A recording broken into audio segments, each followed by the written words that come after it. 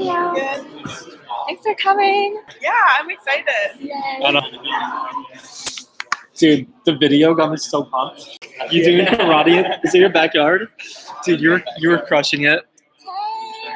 I had no idea you were so good. You're not teaching me. Oh man.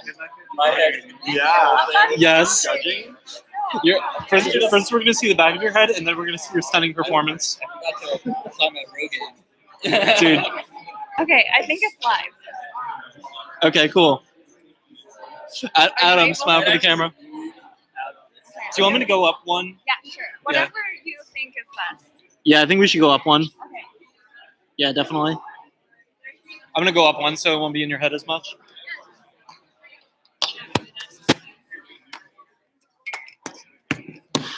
All right, we're gonna keep this row clear. Are you fine if I'm here? What's that? Are you fine if I'm here? Oh yeah, of course. In fact, I prefer it. Is it better from up here? Yeah, I think so. Yeah, less of the back of people's heads and more of the screen. So.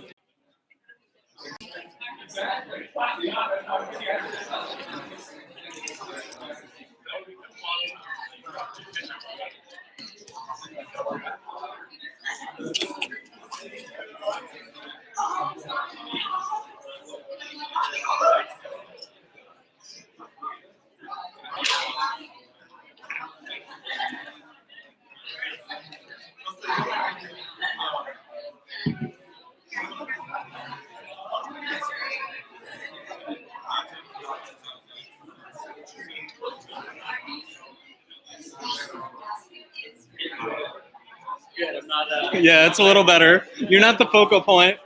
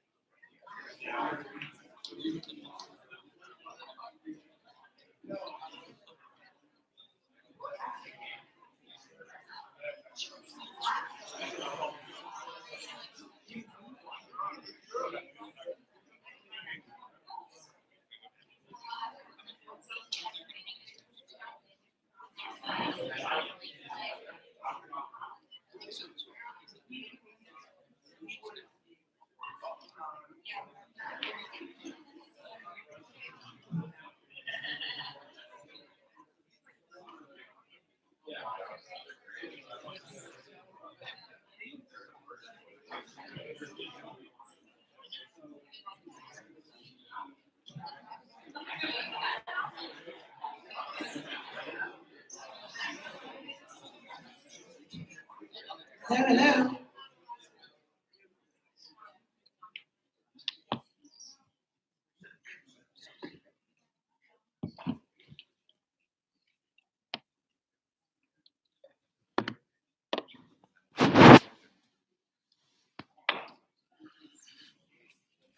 Hi, everybody. Happy Monday. It's Monday. It's Monday. Okay. We're really glad you're here. You could have been anywhere, but you chose to be with us, learning and eating delicious, nutritional pizza that aligns with your personal health goals. My name is Dr. Kimberly Manning. I'm so thrilled to see our hardworking students put together yet another amazing medical student teaching competition. Raise your hand if you're an M1. Shout out to the M1. I would say raise your hand for all the rest of them, but like shout out to all the rest of you too. Raise your hand if this is your first time attending the medical student teaching competition. Wonderful. Awesome. We're really glad you're here. And I want to just tell you a little bit historically about medical student teaching competition. So the first teaching competitions that we had at Emory started in the Department of Pediatrics. The Department of Pediatrics started a fellows teaching competition that had been going for years. And from there, the Department of Medicine started doing the fellows teaching competition as well, made some modifications to fit our audience a little differently. But this sort of short format of teaching was something that inspired people, and that we really realized that, hey, maybe we're kind of onto something here. So our medical students 6 years ago, not only were they so forward-thinking to say, hey, you know what, we want to do a medical student teaching competition, they had the whole structure laid out. These medical students came to us and they said, you know, in addition to doing this medical student teaching competition, we know we want to write about it. Let me tell you, the thing that plagues faculty are really good ideas that you do, and then you go back and start trying to write about it. That's not what the medical students did. They said from its inception, we want to write about this, and we're going to gather our data from the very beginning, which is exactly what they did. So the process for many of you who have participated, and for those who haven't, I'll tell you, is that they basically call for people to try out. You come and you do sort of a mini, like kind of like American Idol for teaching. And then they whittle it down to 8 finalists, and those finalists are the ones who participate in the medical student teaching competition. In some years, we've had as many as 40 medical students come forward interested in participating in the medical student teaching competition, which really says a lot. This original group who planned the first and second medical student teaching competition, they indeed wrote about it and had it published in academic medicine. And I will tell you, if you are a senior faculty and you write a paper and you get it accepted in academic medicine, your chair ought to be sending you an email with congratulations. But if you are a medical student and you are the first author on an educational paper, an original educational paper, in academic medicine, it's kind of a big deal. So while I was the last author, I really was just going, oh, wow, that was good. Oh, wow, that was good. It was really a medical student-driven effort. And so I tell you that more to inspire you, because the people who drove this effort, they were M2s, M3s, and this got published before all of them graduated. That lets you know how junior they were when this process started. So do be inspired by that. It's no secret that the word doctor comes from the Latin word docere, which means to teach. And but the thing about these teaching competitions that we've learned is that it's just not enough to think about what we want to teach. Because if I just think about what I want to teach, or if a teacher just thinks about what they want to teach, and not think about what it is I want you to learn, something gets missed. It becomes about me and not about you. And so in the short format of teaching, what we started realizing is that we need to really get people to start thinking more about what is it that we want people to learn. And if you think about what you want someone to learn, you have to think about things like, who are my learners? What are they like? Our learners are a whole bunch of people that are younger than me, that have cell phones and encyclopedic knowledge in their pockets and cell phones, right? And so some of the things that made me feel comfortable for me in 1992, we have to kind of change our game up some. Attention spans are shorter, expectations are higher, and in addition to focusing on what it is we want you all to learn, the teachers today will all have been coached to think about delivery, coached to think about intonation of their voice, how to deliver the information that they're going to be telling you. And they're so lucky that they have these people right in front of them that are going to be judging them the whole time. Now, you guys might be judging them too, but you don't get to have a fancy piece of paper in front of you and be officially judging them. So what I'd like to do now is tell you a little bit about what to expect. I'm going to tell you about each of our speakers, or give you the names of our speakers in order of appearance. They'll go one after the other. Because this is a demonstration of teaching excellence, aka a teaching competition, each speaker will speak, and then after the speaker has spoken, the next speaker will come up next. We will not take Q&A or anything. If you have burning questions that you have, when everybody finishes, just pull up on the person and ask them whatever your questions are. But in terms of like your public questions, that won't happen during this session, because we're really focused on the delivery of the teaching and what it is we want you to learn. But we do want you to pay attention, because at the end of this, you, the audience, will be asked to choose your aha moment or your light bulb moment. And what the light bulb moment is you were listening to one of these talks. Which one of these talks made you go, dang, for real? Or whatever you do when you learn. That's what I do. Or I'll like screenshot it and send it to one of my nerdy friends. Like, oh, did you know this? Oh, you know that? Oh my God. Did you know that you can syphilis if you touch somebody with secondary syphilis? It's never been reported when we teach medical students that. That was my aha moment today, I'm sorry. Which may not be true, let me look it up. So don't tell me. That's kind of what will happen with the aha moment. So I don't want you to like start eating pizza and get drowsy like I do when I eat pizza. Stay woke, literally, so that you can make sure that you participate in that. And so our first speaker, our first speaker is Brian Gromersh, and he will be talking about Scarred for Life, Formation, Prevention, and Pathology of Scars. His faculty mentor was Travis Blaylock, and he had a peer mentor, Sam Maiden, who has participated in the teaching competition twice. Excited to see what you do. The next speaker, Amara Finch, is an M4, and she will be talking about weighing the risks, what birth weight can and can't tell us about adult health. Shout out to the pediatricians in the house, fact checker. Her faculty mentor is Dr. Meredith Moore, and her peer mentor is Erica Crossley. The next speaker will be Adam Jamnick. He's an M2. And Adam will be talking about Intro to the Ethics of Abortion, the Violinist, the Past, and the Future. His faculty mentors are Paul Root Wolf, PhD, and his peer mentor is Stephen Gurley, M3. Our next speaker is Abhishek Goswami, and he will be talking about lymphatics, the forgotten humor. I'm loving that title today. I was a little slow on it, but I was like, oh, okay. His faculty mentor is Dr. Varun Kadki from the Division of Infectious Diseases and Internal Medicine, and his peer mentor is John Zia, M4. Our next speaker is Dr. Aaron Wallace, M4. Get used to that, you're ready. He'll be talking about childhood vaccinations, refusing the refusers.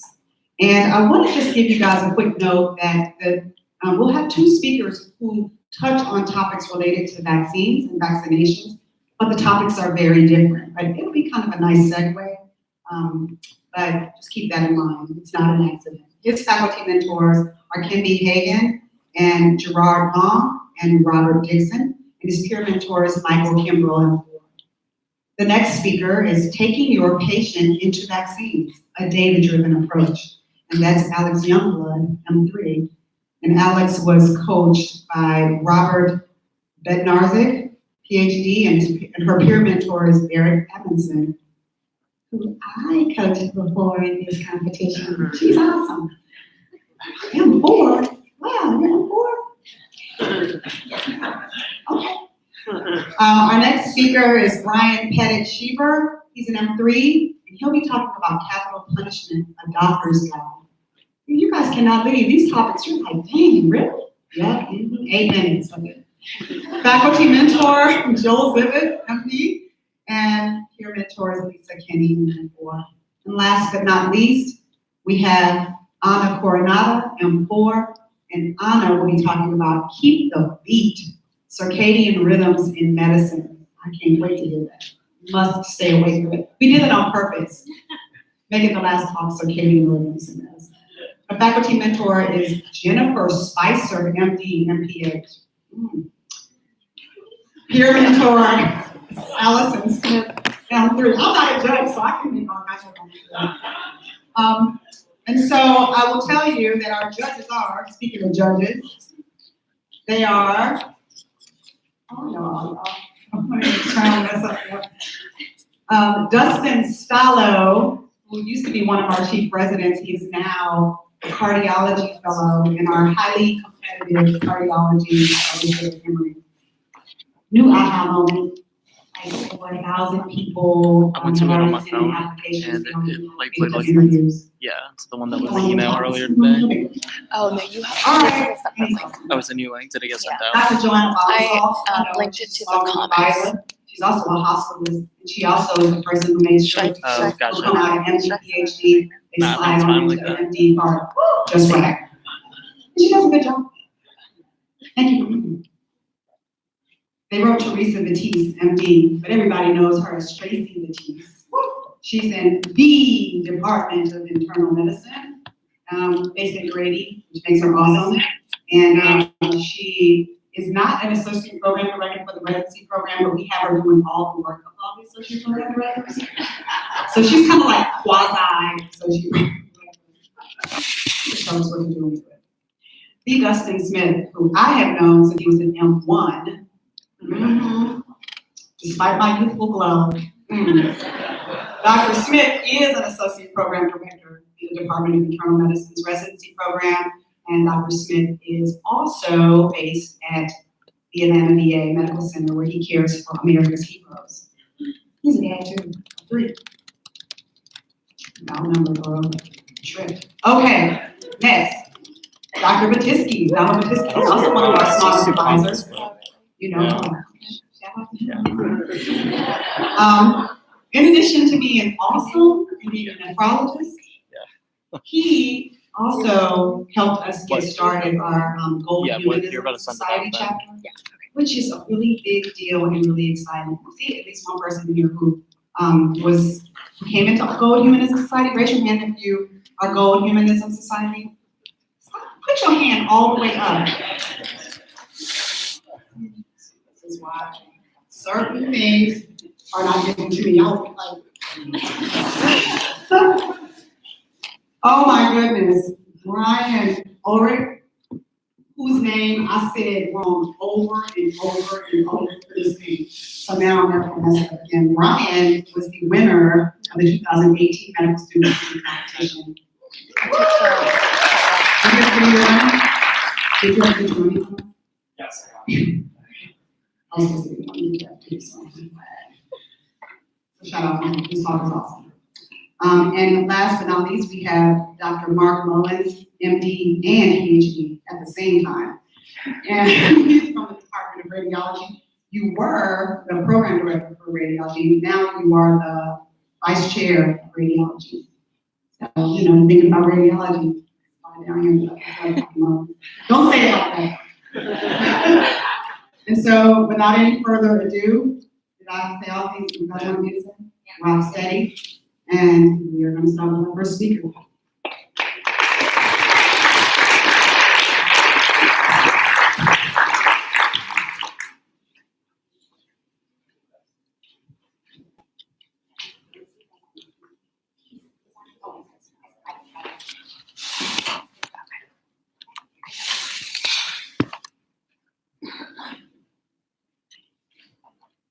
Seal, Tina Fey, and Jason Moe.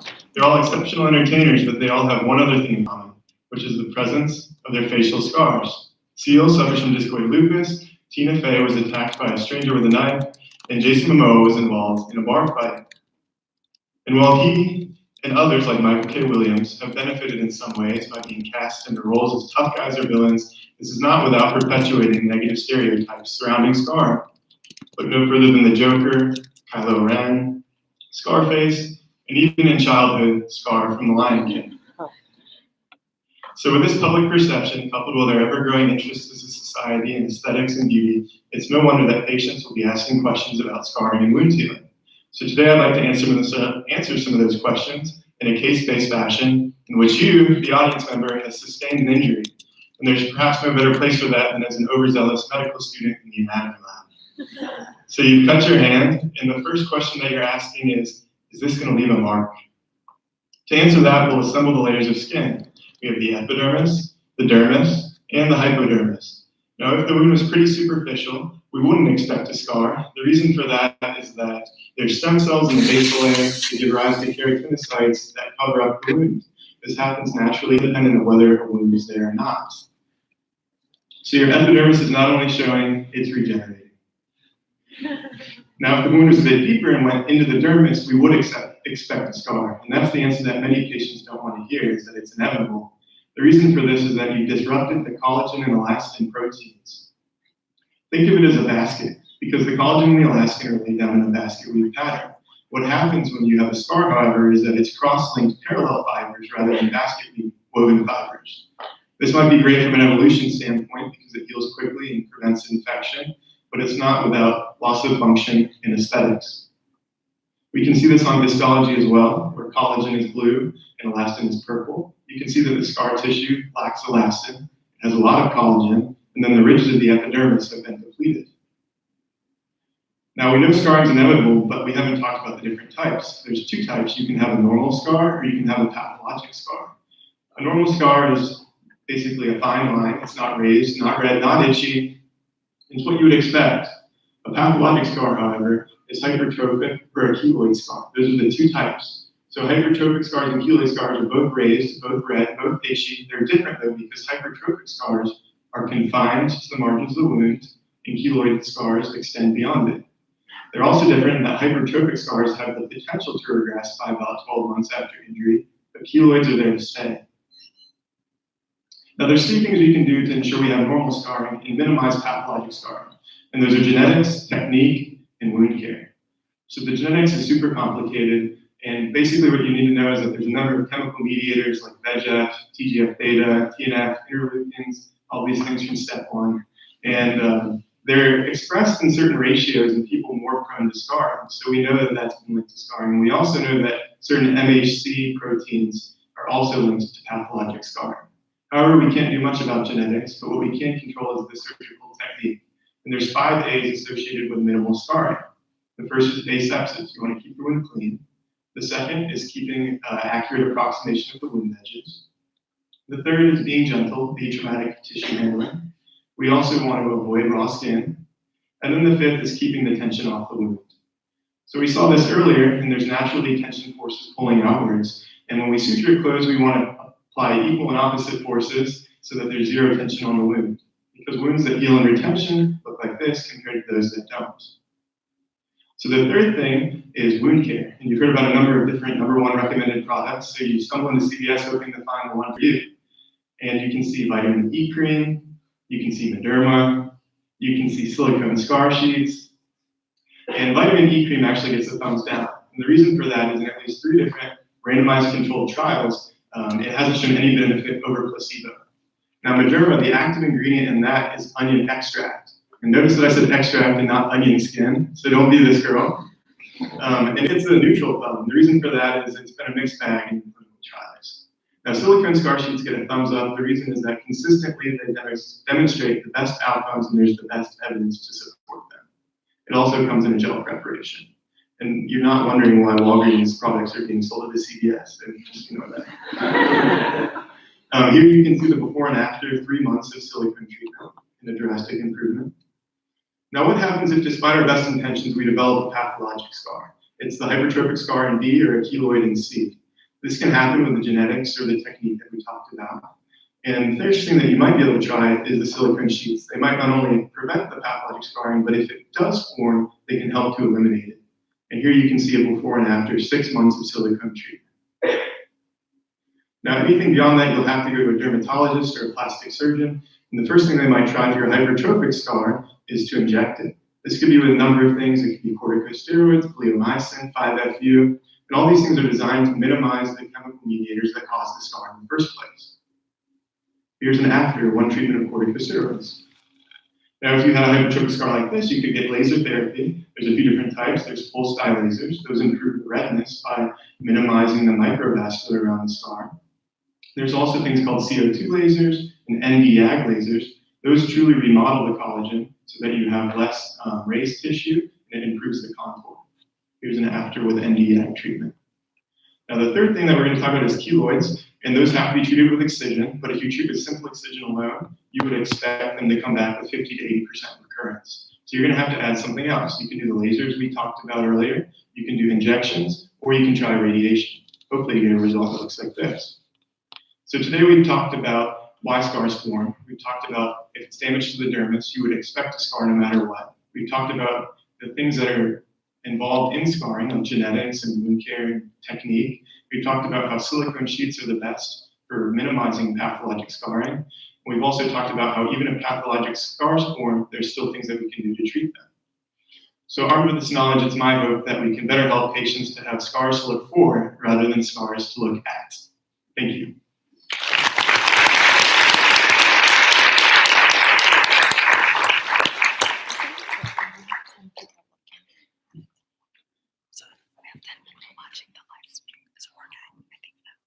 I forgot to mention that for those who've never been here, each speaker gets 8 minutes. Eric has been kind enough to be our timer. We have a 1-minute mark here and a time mark. So there's not even a 2-minute warning in our code. So if an individual goes over the 8 minutes, they lose points. No pressure to the speakers, but in 6 years, nobody's ever gone over 8 minutes. I'm just saying.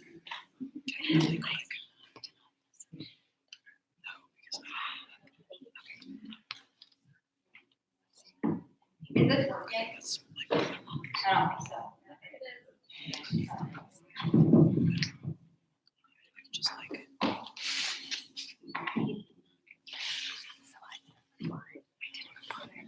Is it working now? Yes. Cool. Okay.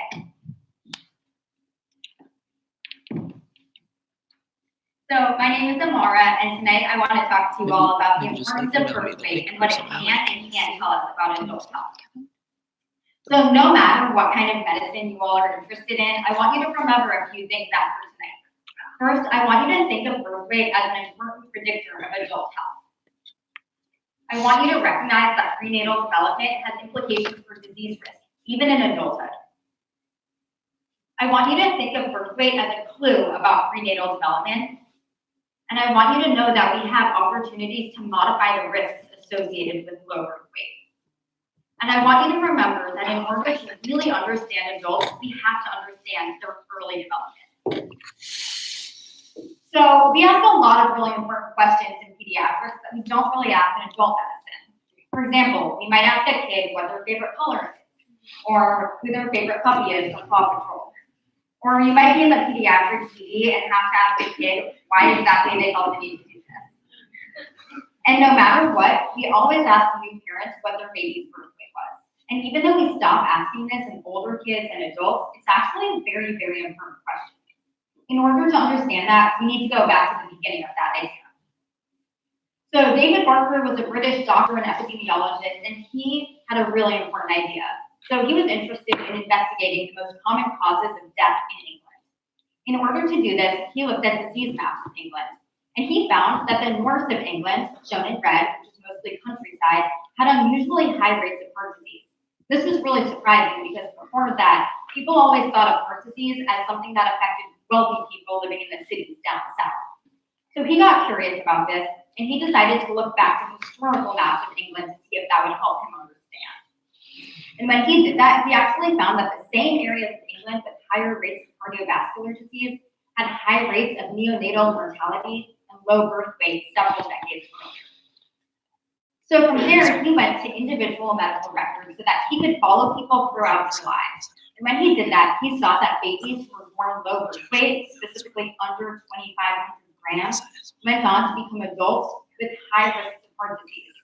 He wasn't really sure what was going on here, so he did some more research, and he found that these babies were being born low birth weight because their mothers had poor prenatal nutrition. And he felt that that lack of access to nutrition was causing the low birth weight and also causing the increased risk of heart disease. So in order to understand why that would happen, we need to think about what's going on during pregnancy. So what exactly is happening during pregnancy? During pregnancy, a baby is building the body that they will have for their whole life. Every day that a baby is developing, they're responding to the conditions inside the womb. If they have poor access to nutrition, either low calories or poor nutrient content, they're going to make organs that are smaller and accustomed to operating in a low resource environment. But how can we know if a baby had adequate nutrition during pregnancy? Since we can't really get a window into the womb during pregnancy, we can use birth weight as a clue to what happened before a baby was born.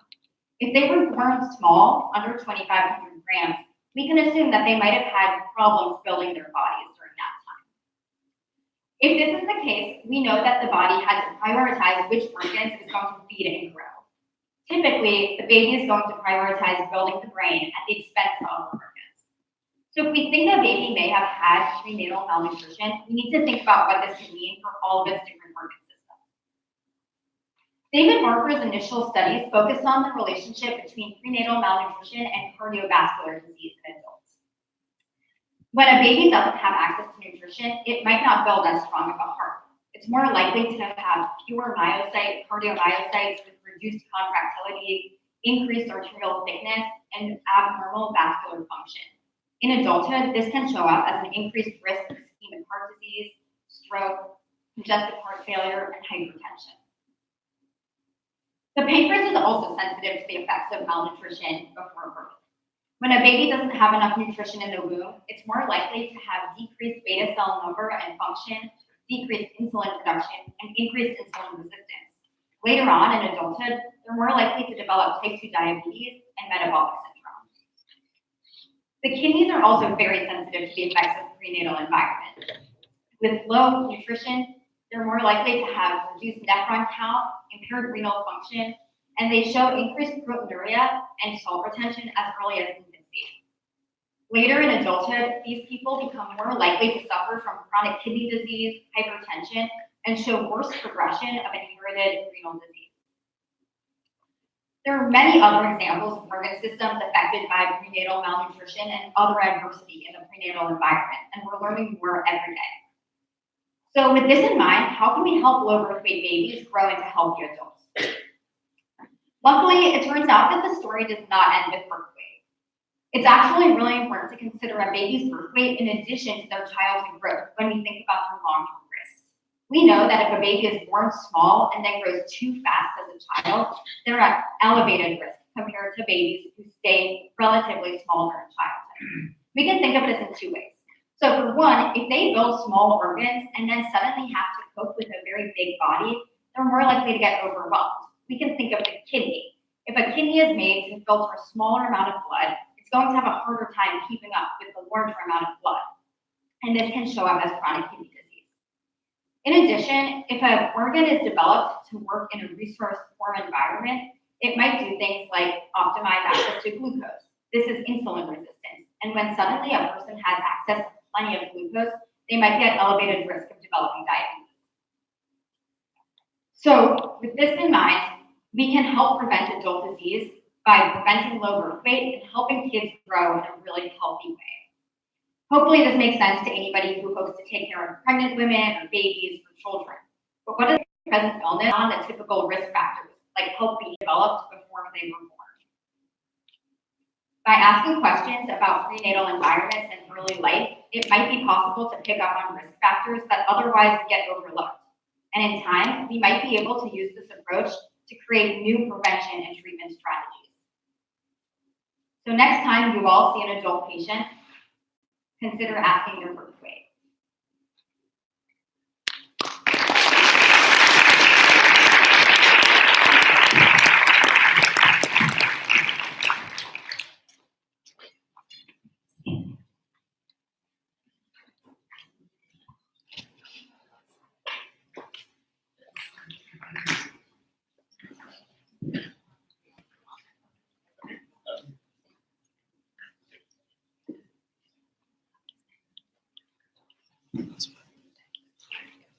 Oh, I think it's good. Good turn out.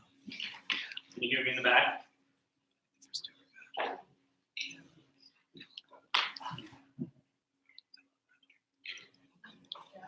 Screen is okay, yeah.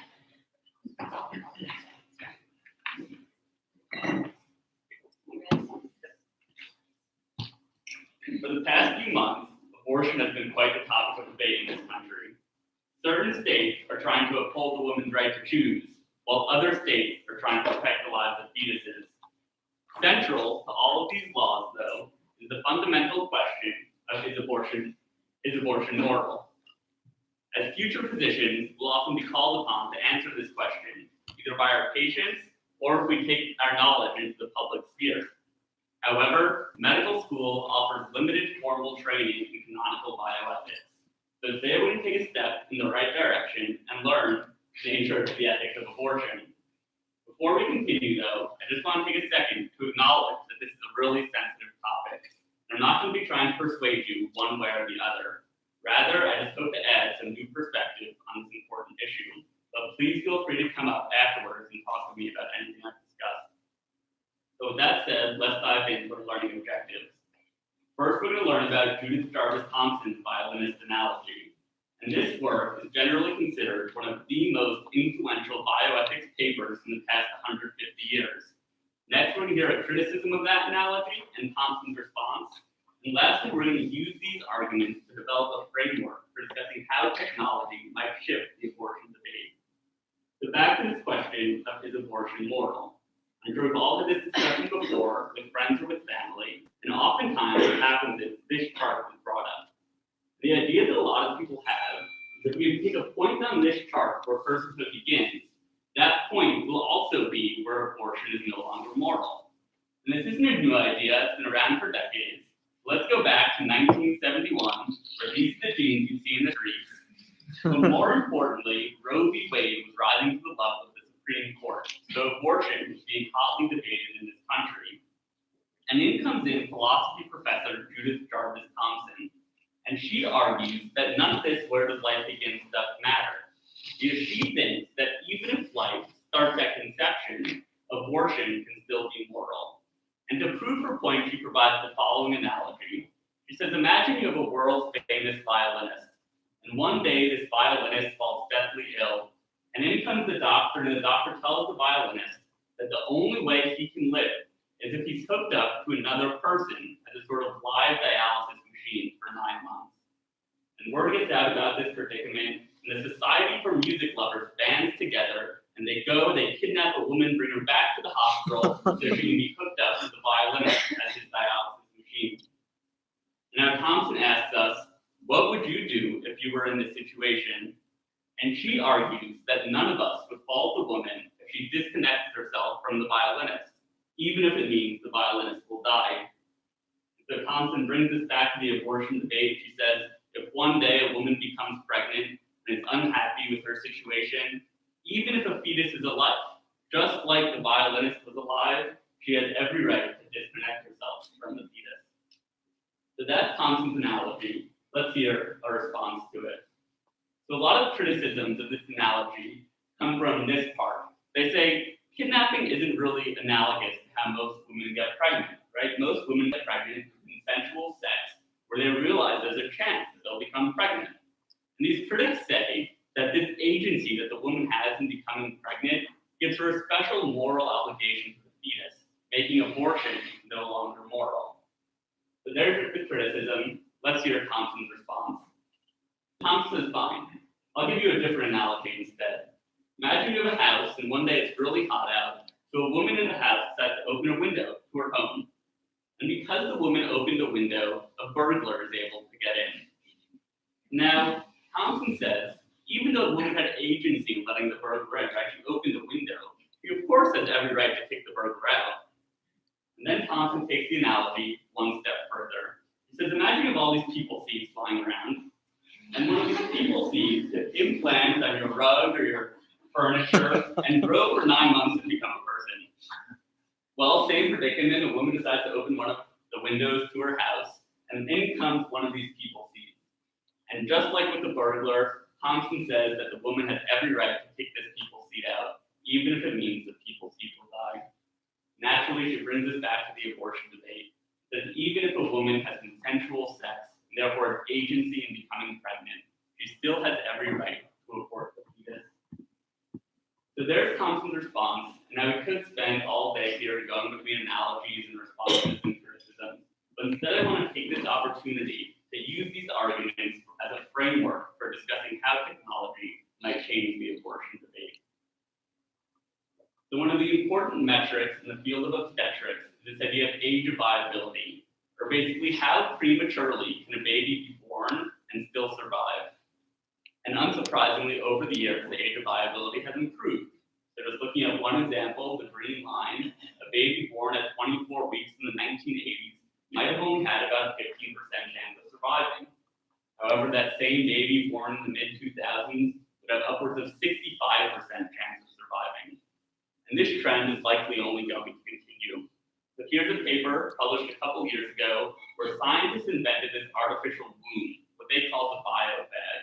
And they took a lamb at 107 days gestation and then took pictures of it at 111 days and 135 days.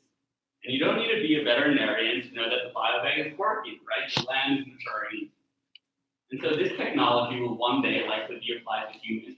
And to see how this is going to change the abortion debate, let's go back to our violinist analogy. So we said that the woman has every right to disconnect herself from the violinist, even if it means the violinist will die. But what if the woman can disconnect herself from the violinist and the violinist doesn't die? She then doesn't necessarily have a right to kill the violinist, because the violinist is no longer impinging on her bodily autonomy. This idea of bodily autonomy is currently central to the pro-choice movement's argument.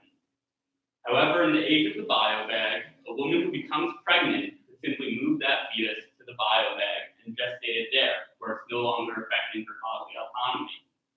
So the pro-choice movement may need to shift its argument to focus more on maybe a woman's right to control her genetic material, or maybe her right to decide when she becomes a mother. The flip side of this coin, however, is the pro-life movement will also have important questions to answer. So the common link in the pro-life movement is that it's wrong to kill embryos or fetuses. Well, currently in the United States, there are tens of thousands of frozen embryos that are likely just going to be discarded because they're no longer being used by scientists or by families.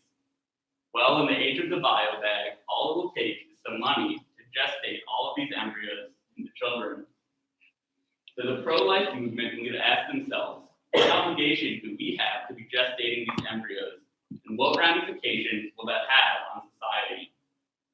We've come a long way. Let's look at our takeaways.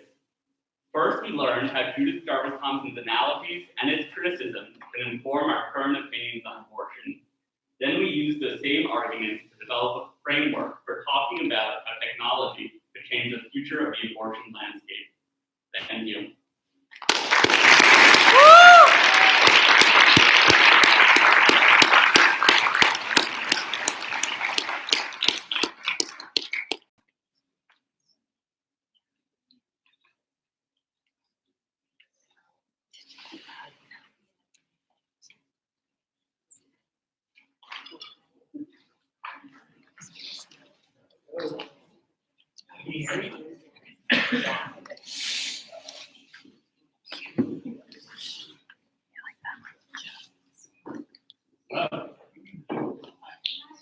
Can you hear me through the mic?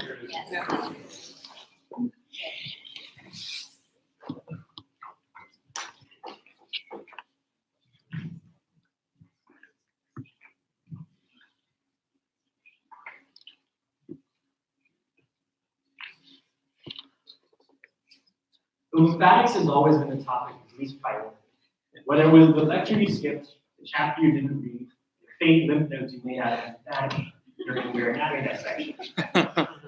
It's always been overlooked by pretty much every specialty organ system out there. And this has generally been due to a lack of funding, no good imaging modalities, and no realistic interventions to offer patients.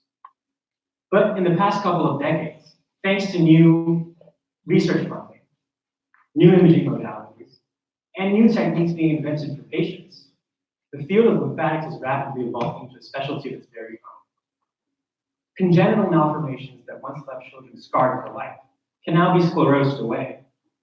Traumatic leaks causing significant complications can now be embolized shut. And third spacing conditions, traditionally medically managed, are finding new lymphatic-based therapeutics. Today is a wild time for lymphatics, and that's just because of how important it is as a field. So these are the things I want you to take away. But it boils down to how does lymph work, how does it go wrong, and how can we fix it? So lymphatics serves three main functions in the body: fluid uptake, immune function, and nutrient uptake. While I can spend an entire lecture on each of these topics, I want to focus specifically on the fluid uptake function, because that's where a lot of interesting pathology and research is. So our arteriovenous system is a naturally leaky system. We lose about 3 liters of fluid every day to the interstitium. And given we only have 5 liters of fluid in our body total, that's a lot of loss of fluid. And it's not just water we lose. Lots of important things: albumin, fat, immunoglobulins. Losing these things can have significant consequences. So why don't we look like the Michelin Man?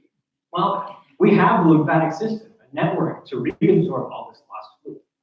From these initial lymphatics, the flow flows into these lymph nodes, and then goes into progressively larger vessels, ultimately collecting at the chylocystern, which is the sac that sits in your abdomen, collecting a lot of your lymphatic fluid.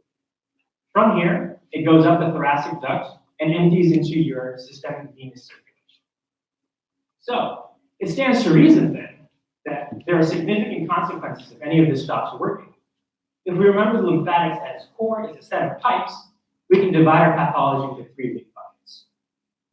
Our first bucket is leaks and ruptures, typically of a traumatic or iatrogenic cause, as any procedure going near the thoracic duct or chylocysternum has a risk for rupture. This causes fluid to build up in many different cavities in the body, leading to things like chylothorax, chylopericardium, chylosasitis. Treatment for these conditions has had some pretty major updates, especially with the advent of things like dynamic contrast lymph angiography. And the way this works is you inject a contrast agent into a peripheral lymph node, allow it to spread through the system, scan them to find out where the leak is. Once you have a good image, you go into the chylocysterna, you snake a catheter up to the site, and you can either glue it shut or embolize it. Regardless, this was not a feasible process just a couple decades ago. Our next bucket of pathology are blockages and vessel malformations. Here, the disrupted lymph flow causes stagnation of the lymph, leading to swelling behind the obstruction or malformation. Obstructions are generally caused by cancers or infections, leading to lymphedema. And malformations cause everything from isolated lymphatic swellings to thick plastic casts building up in the lungs. So that was pulled from someone's lung. The process to treat these conditions begins much the same way. You image the lymphatics to find the malformed area. These malformed vessels have discordant flow going in many different directions, and this is what causes the swelling. This is an image of this. To fix these malformations, we use something called a sclerosing agent. And what this does is it progressively strictures the malformed vessels until the vessel becomes more uniform, allowing normal flow to occur. Our final category of lymphatic conditions is fluid overload states. Any sort of third spacing condition, CHF, cirrhosis, renal failure, are highlighted by causing generalized edema. And we typically view this as being increased interstitial fluid due to hydrostatic and osmotic pressure. But edema also has a lymphatic component that is massively overlooked. The interstitial fluid leaking out is more fluid than the lymphatics can handle. Current medical therapy aims to decrease this fluid with medical therapy with diuretics. But why not increase the lymphatic capacity? This is the target for lots of exciting new research. There was a paper that looked at CHF patients unresponsive to medical therapy. So what they did was they cannulated the lymph nodes and drained out the excess fluid and found dramatic improvement in many different parameters, including ejection fraction. So to recap what we've gone over, we began by talking about three main functions that lymph serves: fluids, immune system, and nutrient uptake. We then honed in specifically on the fluid uptake function and talked about the three big buckets of pathology associated with it: leaks, flow abnormalities, and fluid overload states. We then looked at some treatment options: embolizations, sclerosins, and drains.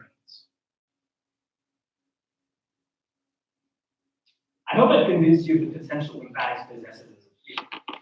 Largely unexplored until now, everything from Alzheimer's to corneal tumors are showing improvements with lymphatic-based drugs and therapeutics. Lymphatics is at the forefront of transforming how we understand disease processes and has an enormous untapped potential. Thank you very much.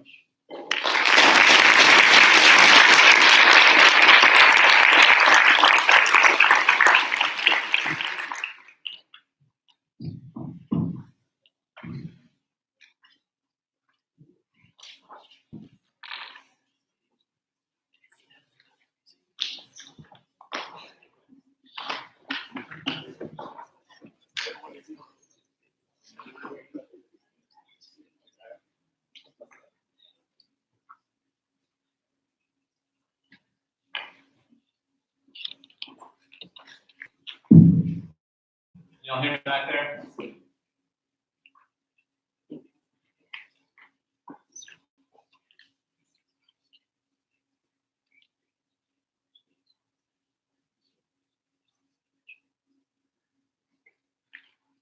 Hi, my name is Aaron, and today we're going to talk about vaccine hesitancy, and specifically the pediatrician's response to those that refuse vaccination. All across this country, pediatrics offices are closing their doors to unvaccinated children. We're going to examine this practice and hopefully gain a better understanding of why this trend exists and why other pediatricians are choosing to continue to care for these patients.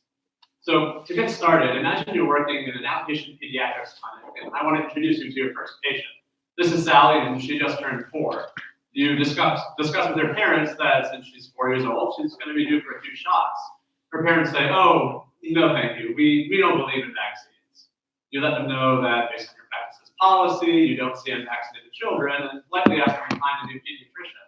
And you're not alone. In 2005, a national survey revealed that 28% of pediatricians dismissed the patients whose parents refused some vaccines. And a whopping 39% said they would dismiss a patient whose parents refused all vaccines. My own daughter's pediatrician, just down the road in Decatur, does not see unvaccinated children. Pediatrics offices often cite 2 reasons for refusing to care for these patients: that vaccine hesitancy represents an insurmountable loss of trust in the physician-patient relationship, and that unvaccinated children can pose an infectious risk to the other patients in the waiting room. Throughout the remainder of this talk, I'll discuss these concerns and show the other side of the argument, that refusing these patients is what irreversibly dismantles the physician-patient relationship, both now and in the next generation, and that physicians have a duty to care for everyone in need, not just those that follow their recommendations. But before we get into all that, let's take a closer look at who it is that we're refusing. So everyone knows the celebrities, but our country is full of people that are distrustful of vaccines. And if large numbers of people stop vaccinating, these relatively small vaccine-preventable outbreaks we've been experiencing will only grow in both number and size. If you haven't seen these numbers from the CDC before, they're essentially the percentages of people that need to be immune to a specific disease in order to prevent an outbreak. We're not dealing with a lot of wiggle room, and yet in one survey, 25% of parents said they believed too many immunizations could weaken their child's immune system. And even more were just concerned about the pain of injections. If all of these parents decide to stop vaccinating their children, we could end up with a big problem. And without a deep understanding of the science behind vaccines, it's easy to find them off-putting. At the Hughes Spalding Outpatient Clinic, by the time a healthy child reaches 2 years of age, they will have received 16 shots, many more than their parents or certainly grandparents would have received. And remember, this is a state-sponsored program where parents are essentially mandated to purchase a medication from a for-profit company and administer it to their seemingly healthy children. The point is, there are a lot of reasonable people that might need some convincing when it comes to vaccines. But let's get back to our case. So if you remember, Sally had been dismissed from your clinic because her parents refused her 4-year vaccines. It's your practice's belief, along with many others in this country, that if a parent disagrees with their pediatrician about vaccines, they're unlikely to agree with them or heed their advice on much else. Others argue, though, that pediatricians deal with parental disagreement every day and that vaccine hesitancy is no different. Many parents are non-adherent when it comes to their pediatrician's recommendations, and yet none of them are dismissed from the clinic on account of that. And by dismissing them, you're missing out on any opportunity to discuss these other concerns. For example, if you had kept your appointment with Sally, you would have learned that her parents smoke and had received little education on its harmful effects on their daughter. Sally stopped using a car seat 6 months ago when her parents thought she'd outgrown it, and yet we know that doesn't fit with current guidelines. And no, Sally, French fries do not count as a vegetable, but you never had a chance to go over any of that. In regards to vaccines, you'll never change the mind without talking about it, and ultimately the pediatrician's responsibility lies with the child, not the child's parents. By turning our backs on these children, we may be irreversibly dismantling the physician-patient relationship, not only for the parents, but also for the child, and perpetuating vaccine hesitancy onto future generations to come. The other main reason cited by pediatricians when dismissing these patients is that unvaccinated children can pose an infectious risk to the other patients in the waiting room. And this risk is certainly real. One case report outlines a young boy who brought measles back from Switzerland with him and came into contact with a few dozen children at various pediatric ERs and waiting rooms and did infect 4 of them. Others argue, though, that while this risk is not zero, it is exceedingly low. One statistician tried to estimate this risk during the 2014 California measles outbreak. So during this outbreak in California, there were about 9.2 million children living in California. 8.6% of them, or about 800,000, had received less than 2 doses of the MMR vaccine.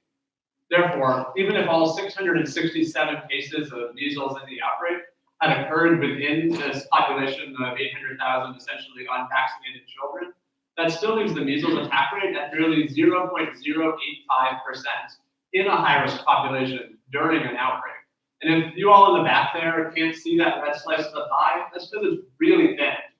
And while these numbers certainly don't convey the exact risk in the waiting room, compare this to the risk of influenza, a vaccine-preventable disease where vaccination is not compulsory, and therefore has a much lower vaccination rate and a much higher attack rate during outbreaks.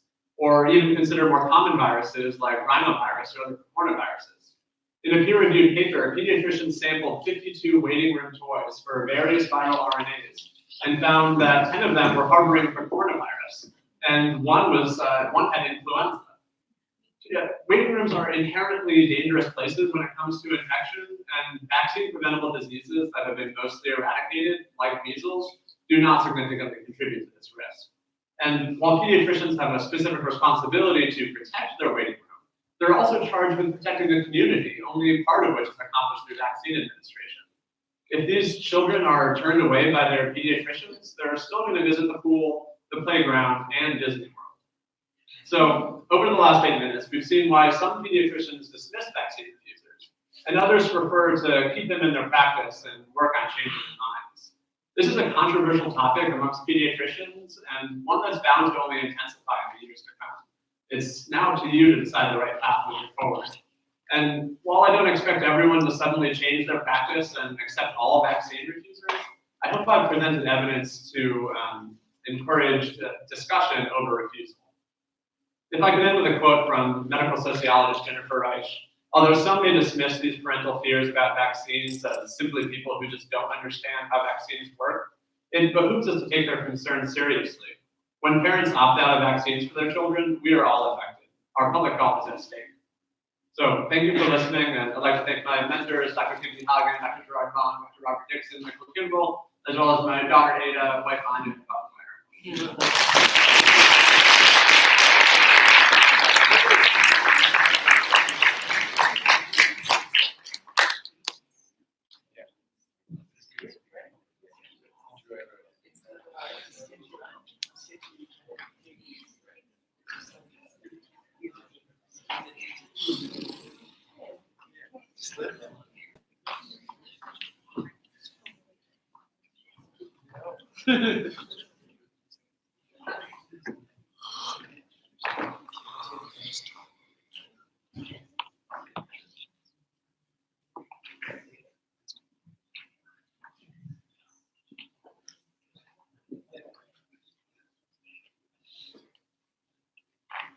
Okay. She told me to feel free to make my own transition statement from Aaron's mind. So there it was. Yeah. All right. What if someone told you that you could protect your child from certain forms of cancer? There you go. You could protect them from chemotherapy, from radiation, from the devastating fallout of a new cancer diagnosis. Would you jump at that solution? What would you be worried about? Would you worry that maybe your child wouldn't have access to that solution? What if that solution exists? And in the state of Georgia, we can't get more than 45% of patients to accept this vaccine, which could potentially erase cervical cancer. How to talk your patient into accepting vaccines, a data-driven approach. And we have two goals today. One is to go over what simply does not work in trying to talk to patients about this subject. And then pivot and talk about concrete strategies for using better persuasive reasoning with your patients. So what does a conversation around vaccination usually look like? And we're going to walk through one to demonstrate the ways in which we're very tempted to talk about this. So you're sitting in your office and you're sitting across from your patient and you say, you know what, you're due for some vaccines today, would you be interested in just getting that done? Is this a way that you might open up this conversation? Maybe, but this is not a recommended approach because what you've done is you've created an opt-in environment that makes it very easy for a patient to just say no. So your patient looks at you and they say, you know, I'm actually pretty worried about what the risks are these days. And so like any good medical professional, like any good medical student, you respond and you try and empathize with what the patient is feeling. You say, yes, I understand, and you know what, some patients do worry about that. But what's the mistake that you just made? Well, you normalized their fears, and you might have even underlined a misperception they hold by telling them you understand. And so this conversation is not going in the direction that you need it to be going in. And so you take a step back and you say, you know what, we'll just look at the numbers. Why don't we just break down the numbers? But how well is the general public not only able to interpret statistics, but find them persuasive enough to actually change their behavior and then get the vaccine? And the answer, of course, is that leveraging statistics does not work at all in the slightest. So how is this patient feeling about vaccinations now? Hesitant patient might look something like this. And from the provider standpoint, sometimes it feels like this. So this is how we get to the 5-fingered approach for reducing vaccine hesitancy. And these are 5 rules that are based on what the literature says right now is the most effective way to talk about this with patients. Rule number 1, always presume vaccination.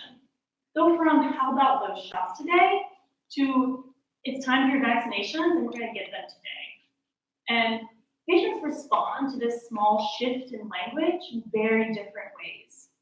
When you use presumptive language, acceptance rates are as low as 17%. Or when you use participatory language. When you use presumptive language, it's time for your vaccines today, that goes all the way up to 74%. And so you can see how important using presumptive language is and getting your patient to accept the vaccine right off the bat. Rule number 2, use empathic responses very cautiously.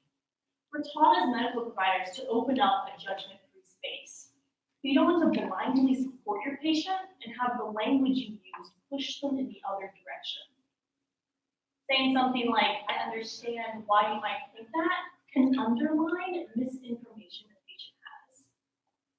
Saying something like, many parents feel that way, is very normalizing for a patient. What you've done is you've placed them in the majority. And so avoid using this language and try to step back and use something called reflective language. What I'm hearing is that you're worried about this. And in doing so, you can avoid affirming a patient's misperception. Rule number 3, beware of correcting myths. What we've seen in our pro-vaccine public health campaigns is that campaigns that focused on correcting misinformation actually widened vaccine hesitancy. They made vaccine hesitant patients more hesitant. And when you look at the data on this, you find trials like this. You take patients who have a certain baseline likelihood of getting the flu vaccine, and you take all their information and you correct it. And after that happens, this is how likely that patient is of wanting to get that vaccine. And the bottom line here is that no one likes to be told that they're wrong, and your patient is no different from that.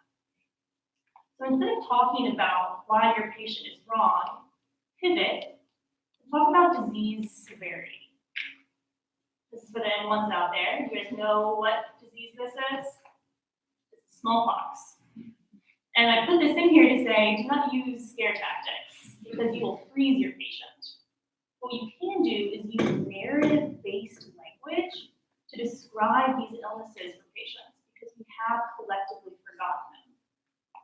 And when you look at this data, you find that unlike myth correction, talking about disease risk and disease severity does have the potential to change a patient's mind about whether or not they're going to vaccinate. And finally, just have this conversation. There's a lot of misinformation out there about vaccines, and we're starting to figure out the ways that patients want to receive this information, the way they trust receiving this information. With all the challenges acknowledged, the single most important factor in getting parents and patients to accept vaccines remains the one-on-one contact with an informed, caring, and concerned physician. Patients don't want this information to come from a pamphlet. They don't want it to come from a TV commercial. It must come from the provider. And this leads us to the 5-fingered approach for reducing vaccine hesitancy. You start by always presuming vaccination. It's time for your shots today. These are the ones that we're going to do. Use your empathic responses cautiously. Connect with the patient. Open up the conversation. But don't accidentally use language that will unconsciously push them farther away. Don't talk about statistics, but don't jump from the fire, or jump from the pot into the fire by then focusing on just correcting their misinformation. Instead, pivot and focus on disease severity. Describe these illnesses for patients. And finally, just continue to have this conversation. Thank you.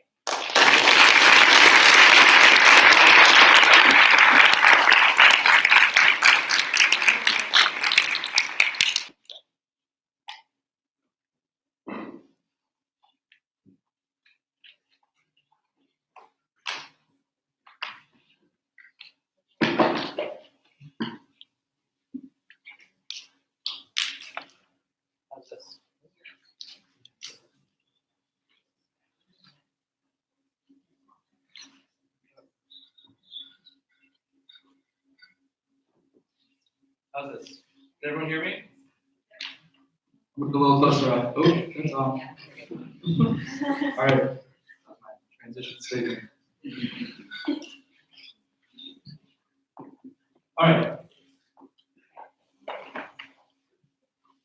Today I want to talk to you about something that's going to seem very foreign to all of you, because it goes against everything that we learn as medical students. Yet one day, you may be called upon to do something that you were never taught how to do. And that is to use your medical training to end a prisoner's life. This is Marion Wilson. 60 days ago, Marion Wilson was executed by the state of Georgia, 54 miles from here in Butts County. By state law, a physician was required to be present before, during, and after the execution. An hour before to offer the prisoner a sedative, during to ensure that IV access would be maintained throughout the entire execution, and after to certify the fact of execution. The question I pose to you today is, was this physician wrong to participate? The learning objectives for this talk are to identify the medications most commonly used in lethal injection, to describe the role of physician in lethal injections that currently stands, and to discuss the ethical considerations of physician involvement in the death penalty. So what is lethal injection? Well, it differs state by state, but most protocols include a 3-drug cocktail. First, a sedative, to induce unconsciousness and anesthesia. Second, a muscle paralytic, usually a non-depolarizing muscle relaxant, to paralyze the diaphragm and cause respiratory failure. And lastly, potassium chloride to cause cardiac arrest. Now, what's important to understand here is that although these are drugs that we as physicians use routinely in patient care, we don't get to choose which drugs are used in executions, how much, by what method they're administered. The government reserves those rights. And yet, physicians are still required to be involved. 25 states plus the federal government still carry out the death penalty, and for all of them, lethal injection is the primary method of execution. 11 of these states require physician involvement. As described before, the physician's role includes monitoring the proceedings and stepping in if necessary to ensure that IV access will be maintained, to confirm that adequate sedation has been achieved, to confirm the fact of execution. But despite this, no formal physician-patient relationship exists between the physician and the prisoner. And in fact, these states that require physicians to be involved guarantee their anonymity and provide them the protection from disciplinary action. In the eyes of the government, the physician is not practicing medicine and is thus not bound by the ethics of our profession. So, what are those ethics? Well, let's start with the original Hippocratic Oath, which says that I will not give a lethal drug to anyone if I'm asked, nor will I advise such a plan. Here in the 21st century, many professional associations, some of which are listed here, are pretty clear on the policy that physicians should in no way be involved in death penalty, including notably the AMA, the largest association of physicians in the country, and the American College of Correctional Physicians, the professional voice for all physicians who practice medicine in prisons. Their argument is not just that physician participation fundamentally contradicts the first rule of medicine, do no harm, but also that it callously undermines the trust that the public puts in us, the trust that allows us to cut into people's bodies, to administer medication with dangerous side effects, to take children away from their parents into our care, help families through the death of a loved one. Although we don't like to think about it, that trust has been broken many, many times. It was less than 100 years ago that physicians used their skills and knowledge to torture Jews in Nazi Germany. Seen here experimenting on the effects of hypothermia on the body. Or to run experiments on the natural history of syphilis on African Americans in Tuskegee, Alabama. Or even more recently, to force feed political prisoners in Guantanamo Bay, Cuba. If we participate in lethal injection, are we repeating the mistakes of the past? Well, in fact, some physicians don't think so. Dr. David Weisel, Associate Professor of Anesthesiology at Harvard Medical School, takes a devil's advocate position. He thinks that it would be unethical for physicians not to participate. As the experts on these medications and their route of delivery, we are best suited to administer them. And in fact, he supports the establishment of a physician-patient relationship with the prisoner so that they can have a true advocate with them in the room during their last moments. And ultimately, for him and for all of us, our job is about reducing suffering. In the balance of his moral choice, he places much more weight on reducing suffering than on the potential distrust that the public may develop. Perhaps it might help if we could know how much we really could reduce suffering, which brings about the question, how much are prisoners currently suffering during lethal injection? How effective are these medications?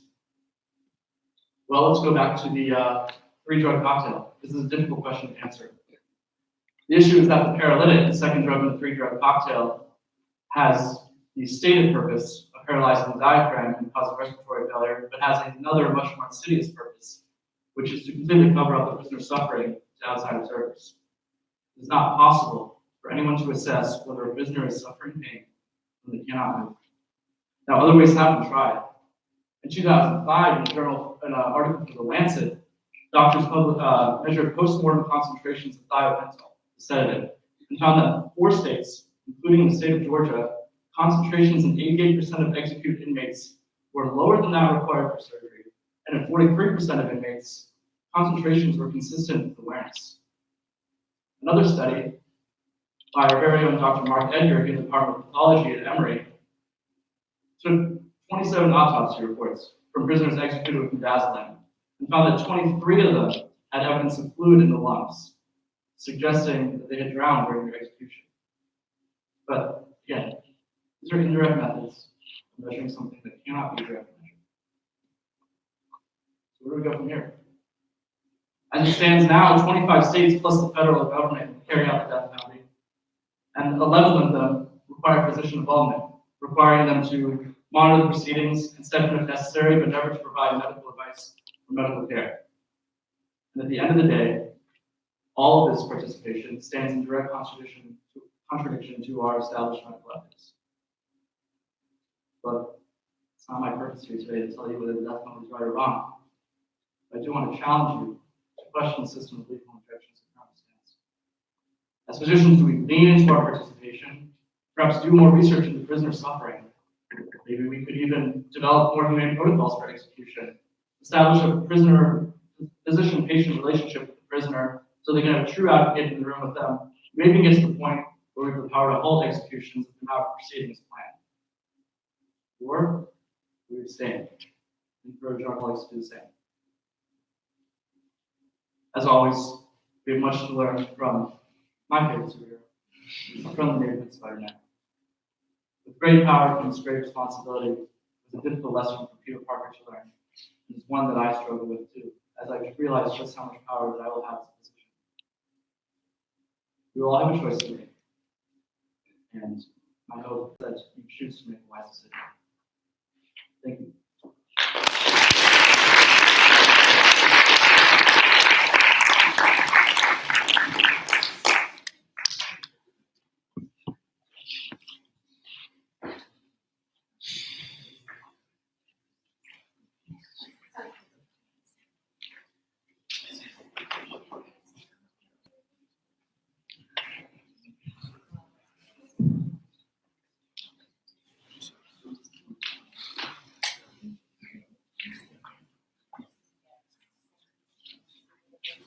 You won't hear me well in the back. I have a quiet voice. How about now? Is that a little bit better? Okay, still great. Hi, my name is Anna. I'm excited to talk to you all today about circadian rhythms in medicine. First, I want to say a big thanks to Dr. Spicer and to Allison for all of their help in putting together this presentation. So today, we're going to cover 4 things. What circadian rhythms are, how they work on a molecular level, why they are so important to our health, and a few ways you can change your practice. In order to enhance both your enjoyment and your attention, I want to take a page from one of my favorite doctors, that is Dr. Seuss, and I will be speaking in both meter and in rhyme, so you've been warned. So we've all experienced a circadian cycle. Our sleeping, our eating, these things that are vital have a day-to-day pattern, and that's not by chance. There's good reason our lives are structured in this way and in this chance, where we wake in the morning and sleep in the night. These diurnal rhythms are set up just right to anticipate the environment's change. See, our internal clock, it evolves to maintain a biological rhythm that repeats each day. A circadian clock, a person might say. So to convince you of this biological nature, let's take a look at this author's paper. These data are from a study with mice who were in total darkness. That's all day with no lights. This activity plot shows the mice in a cage. It helps us understand how they like to behave. When they move, lines are black. When they sleep, it is white. You'll notice this pattern that comes into sight. In 24 hours, marked by this red line, waking and sleeping each have their set time. That's evidence of a circadian clock, this internal entrainment. Total darkness does not make it change its beat or alter its track so long as regulating genes are intact. Now, let's take a look at this graph over here. Compared to the left, this pattern is not clear. These mice sleep and they wake without any rhythm. But why, you might ask? Well, the answer is hidden in a single mutation in their DNA, illustrating the root of our cyclical ways. See, each of our brains has a central pacemaker, a hypothalamic regulator. It receives outside cues but maintains its own beat. I get carried away because this part is so neat. It sends out these signals, peripheral organs. Their synchronization is of utmost importance. But how does it work? And what was wrong with those mice? The molecular basis is elegantly precise. At the core, a pair of transcription factors. BMAL and clock are the central two actors. They bind to each other, bend to DNA, and regulate downstream genes in this cyclical way.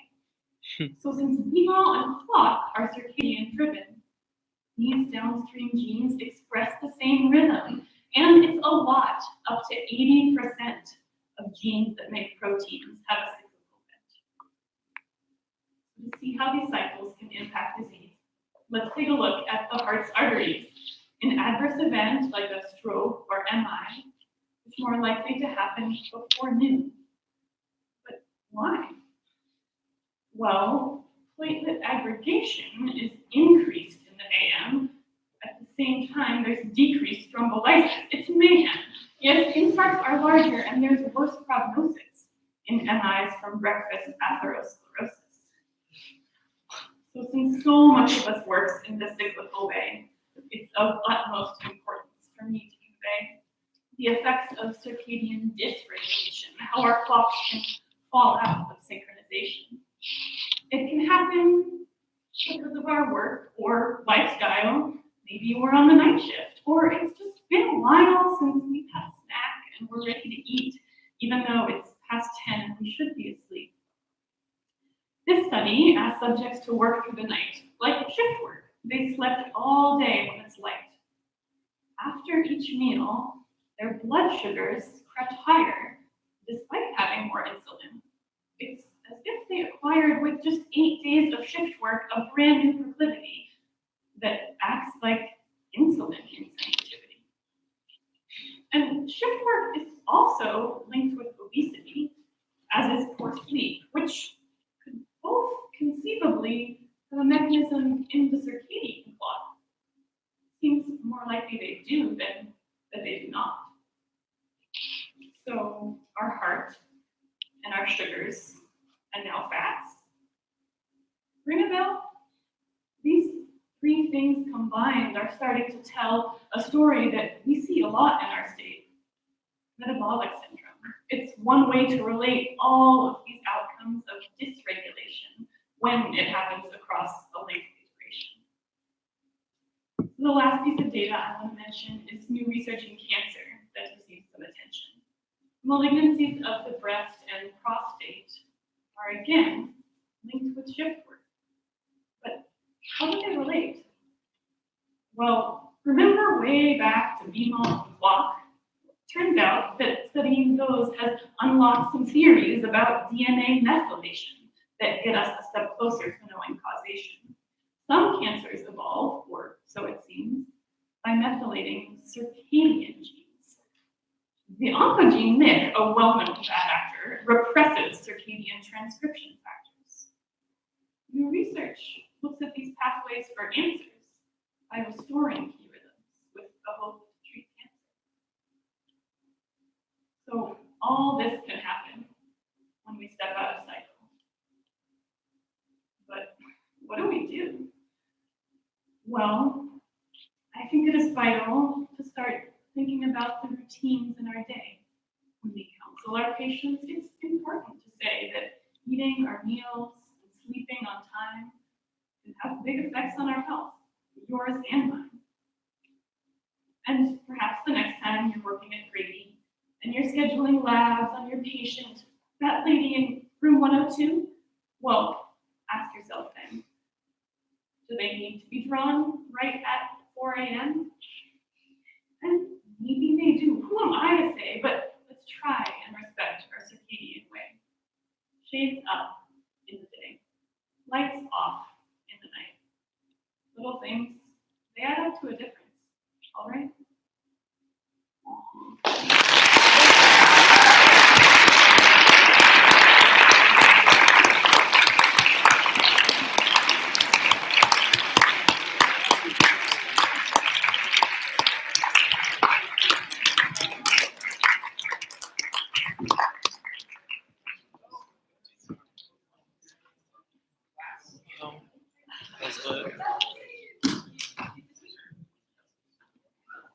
If you are a faculty member and you feel like you need to do better, raise your hand. That was amazing. So amazing on so many levels. Raise your hand if you're glad you're not a judge. So just want to ask for a round of applause, but before we do, this is for your light bulb moment of the night. You guys have programs in front of you, but you learned about scar formation. Yes, you did. You learned about weighing the risks. What's up with birth weight? I'm gonna go look at my 9-pound, 2-ounce firstborn. See if he grew too fast. The ethics of abortion, such elegant ethical discussions tonight, my goodness. Lymphatics, the forgotten humor. That was humorous. Childhood vaccinations, refusing the refusers. You learned about that. You learned about talking your patients into vaccines with a data-driven approach. I definitely need to do better with that. I learned a lot there. Capital punishment, a doctor's guide, another elegant ethics talk.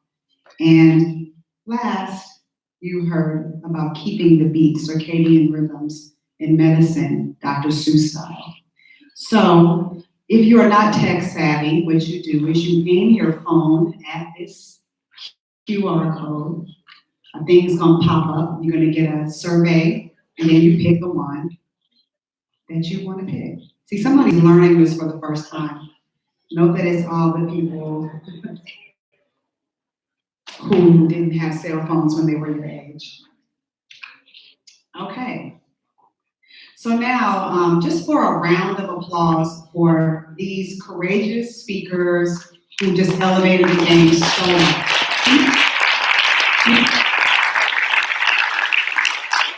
Yeah.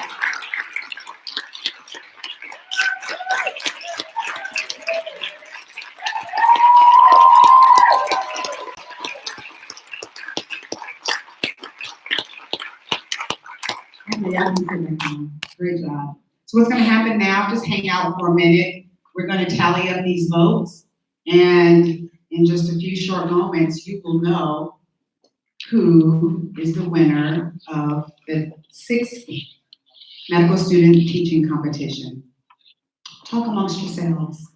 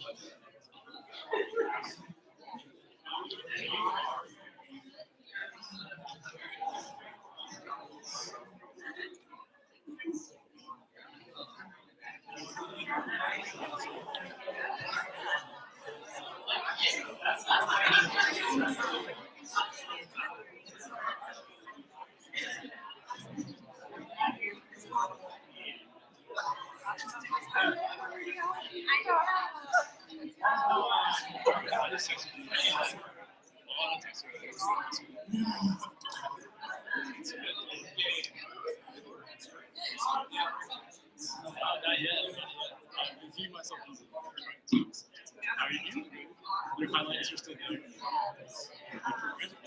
You like.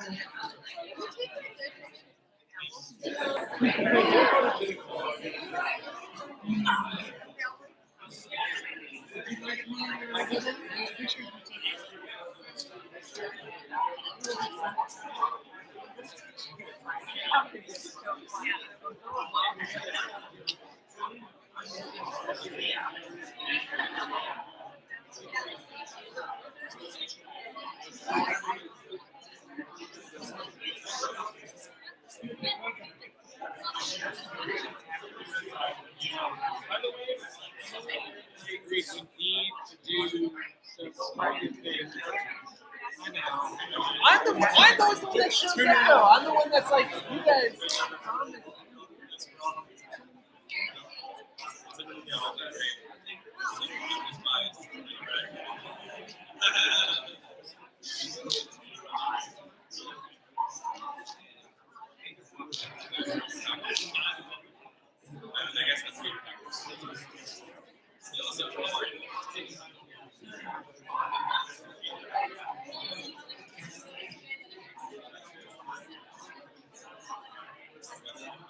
I emailed her and I was like, what do I do?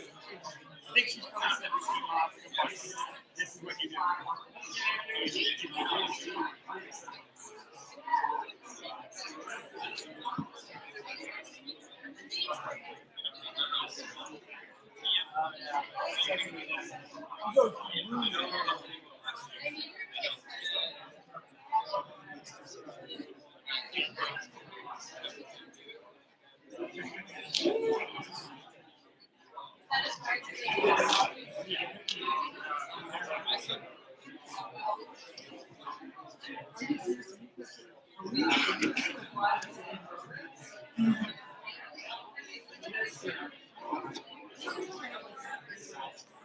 Chloe.